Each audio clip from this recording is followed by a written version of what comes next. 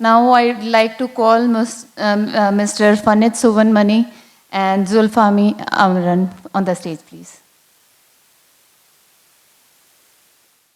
Good morning. Good morning, everyone. Sorry?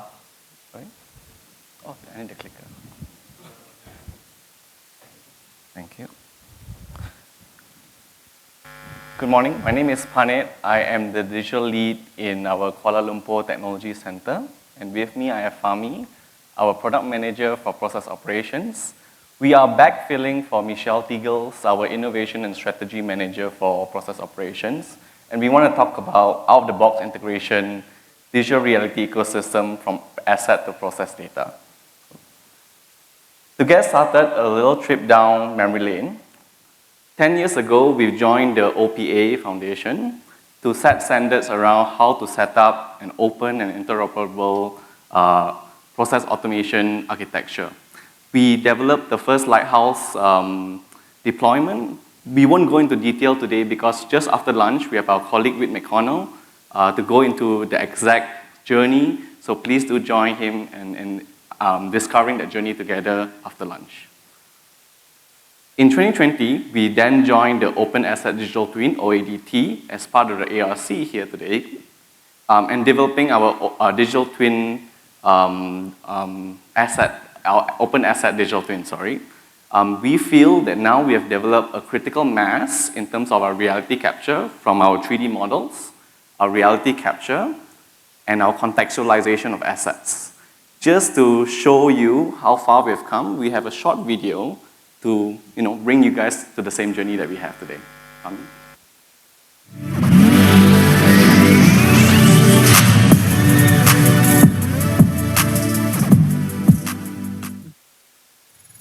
From laser scanning to virtual reality, 3D models and other digital data captures are quickly becoming must-have technologies in our industry.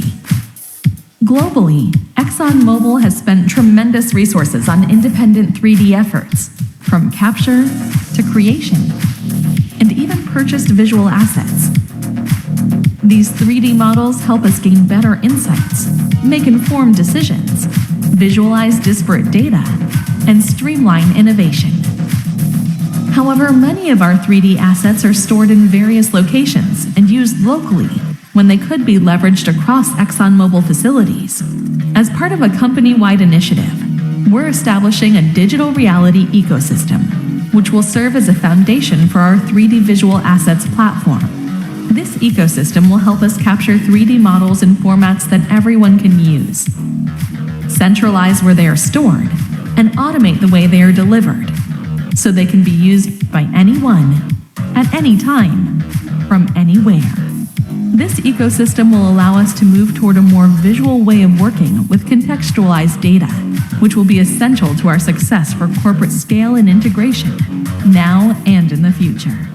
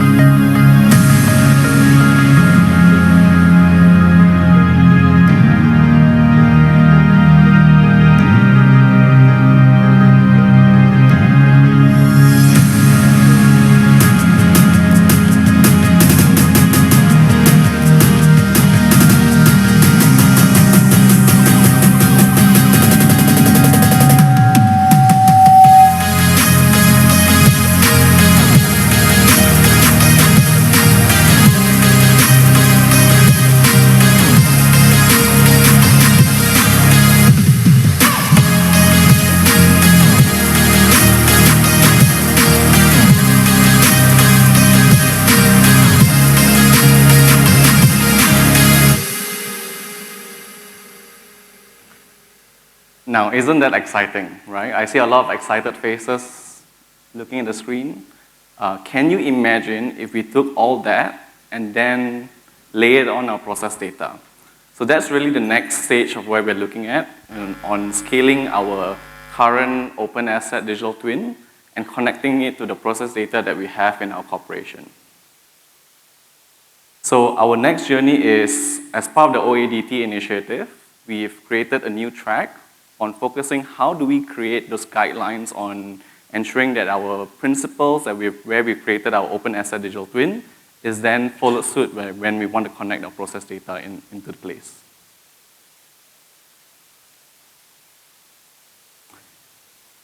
This is an interesting slide for me because in our journey, we came into these three scenarios where we found ourselves trapped. The first on your left, is where we've engaged a single platform where components from each of the platform or applications from each of the platform can connect and interact with each other, however, cannot interact with other platforms. Although we are able to copy and paste and scale this structure, the issue is innovation is limited. And long term, it'll make us uncompetitive in the industry. In order to solve that, we tried the second middle solution, multi-platform, where we have two similar platforms accessing the same data, processing it in the same way, and then visualizing it to the user. Although this encourages innovation, it creates unnecessary complexity to the end user. End users, for example, engineers in the technology center that I represent. The issue with that is we can't actually develop or use or adopt and really uncover the value that we will be able to develop with our digital twins. The third scenario is where we are trying to break free from the constraints of a locked ecosystem, where we spend time and money to extract information from one platform, unlock it, and funnily enough, spend more time and money to put it into another ecosystem, which again will be locked in. Each of those conversions are custom built, which makes it infeasible, unsustainable to scale, and of course expensive. Just to provide a bit more context of how that looks like in ExxonMobil today, take an example of a heat exchanger fouling scenario. The case for action is we're trying to identify what the root cause is and the impact it will cause to our production. You have multiple personas trying to access data from the heat exchanger. You have process engineers looking at live process time series data from a historian, looking at evaluating the loss of a heat duty across a heat exchanger. You have reliability engineers trying to develop or update the equipment strategies of the exchanger. You have maintenance teams, operations teams trying to evaluate the costs to pull the bundle of the heat exchanger out for cleaning. And then you have site economists trying to evaluate long-term degradation to the production plan, taking information from all those three personas that we just mentioned about. Now, each of those personas will have their unique work processes, their unique systems, and tools that they need to use to evaluate what they're trying to do, right? The issue at hand is each of those systems don't always talk to each other, and we can't deploy fleet analytics at scale. Now, if this is complex enough, this is one heat exchanger. We have tens of thousands of heat exchangers in ExxonMobil, and we have multiple more of assets of different equipment classes. So this is the current reality at the scale where we're trying to solve. Fahmi will bring us through what our vision and our aspiration is trying to do to solve this problem. Thanks, Phanit. So again, just to wrap in terms of what Phanit has talked about the reality. There's a lot of technical debt that's out there. Data is sort of sitting in different silos. They're not talking to each other. We're trying to unleash the data, as what Phanit had mentioned.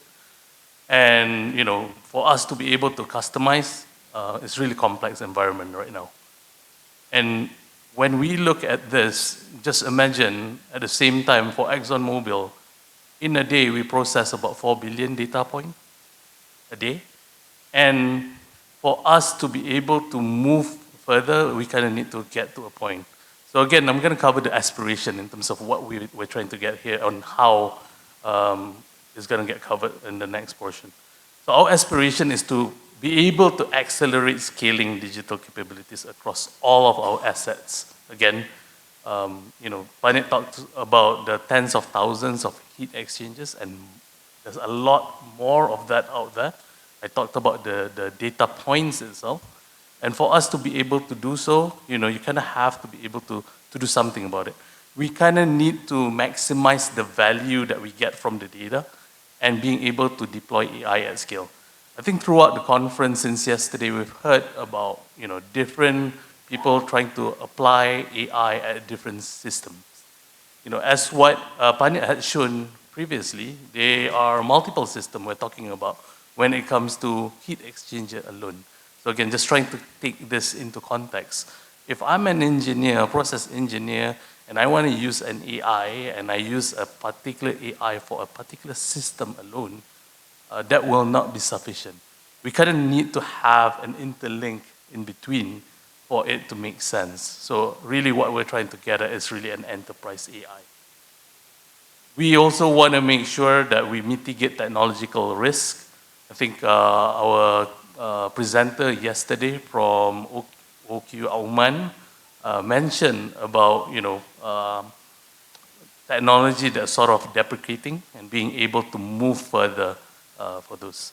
We also want to be able to scale the security model to make sure that we, at the same time as trying to utilize the data, protect the data as well as the IP related to it. What I have at the bottom there is actually some of the typical data set that is here in oil and gas facilities, engineering, reality capture, to the video that we were talking about just now. There's also transactional, real-time, value chain, and Gen AI. One of the main reasons why I wanted to point this out is that this particular thing that we're trying to do here is not going to be unique just for oil and gas business. When you're talking about real-time data, I think everyone can relate to those. And definitely when it comes to value chain as well as generative AI. Let me move forward in terms of some key business principle that we feel that is going to get us to where we need to get to. There's 5. The first one is really being able to make the data to be accessible as an open, non-proprietary standards, to make sure the data sits in a data agnostic model, so it's human readable format, non-proprietary data model for us to be able to integrate between systems. When we talk about data ownership, I've talked about being able to scale up security model.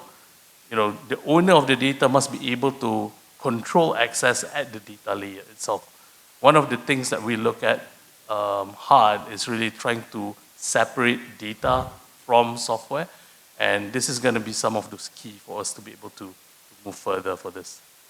Interoperability, we've been talking about this word. I think yesterday alone, this word came more than 20 times from different presenters. So this is, again, being able to integrate out of the box. Integration needs to be baked into the solution itself.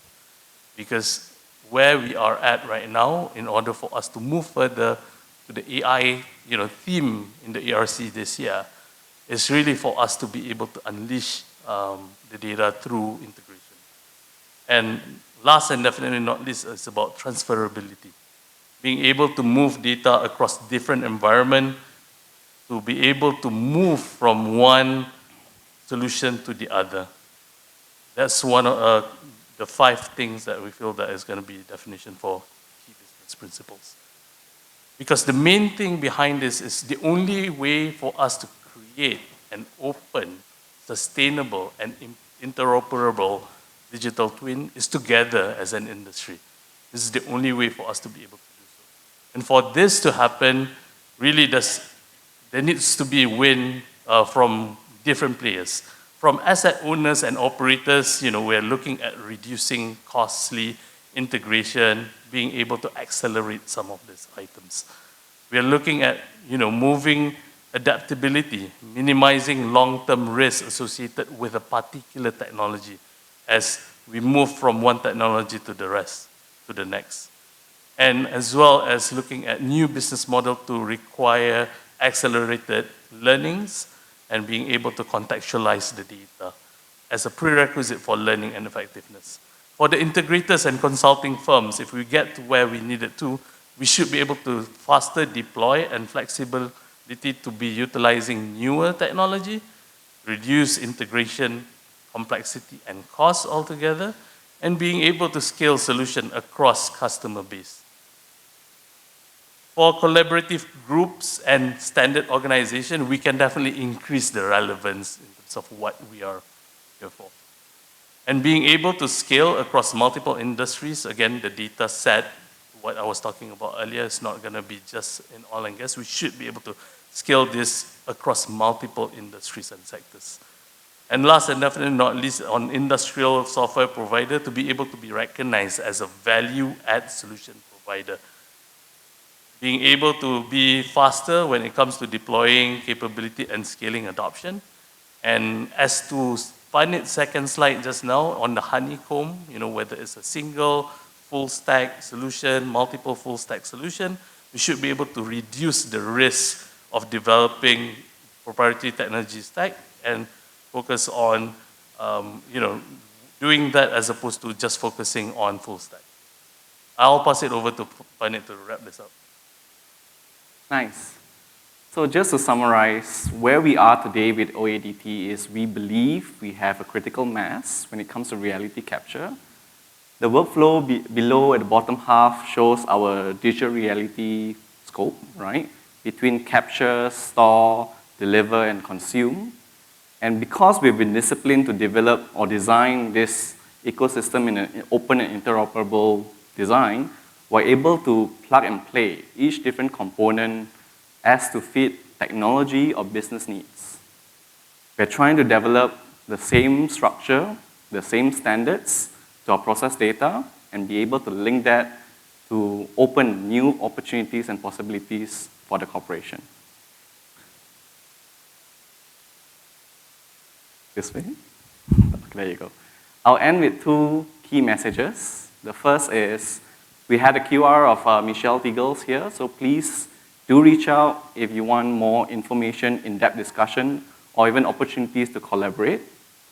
And the second is, the key message is the only way to develop a sustainable, open, and interoperable digital twin is to work together as industry. And a great place to start is to join the OADT working group under ARC. Thank you very much.